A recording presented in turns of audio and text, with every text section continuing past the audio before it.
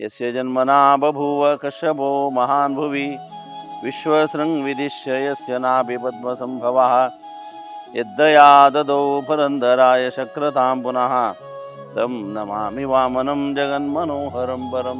प्रधान जाणून घेऊन वामन अवतार देवान घेतील कश्यप महान ऋषी जल्लो हे भूलोकांत कारण यस्य जन्मना वामन अवतार वामनान पुत्ता रूपाने आयला निमित्ती कश्यपाक व्हड एक महान म्हळ्यार एक पदवी मेळ्ळी.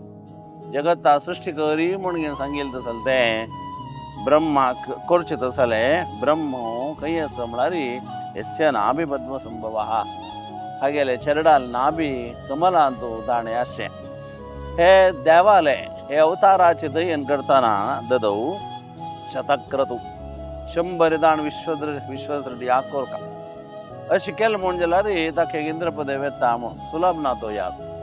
तशी इंद्र पदवीक केदारची उद्योजनाचे म्हळ्यार गोंय आसता 98 यागन जाल्लो म्हणटाना हांव स्थानात गुरू कश्यपान आनी अदितीन देवाला प्रार्थना केलेली.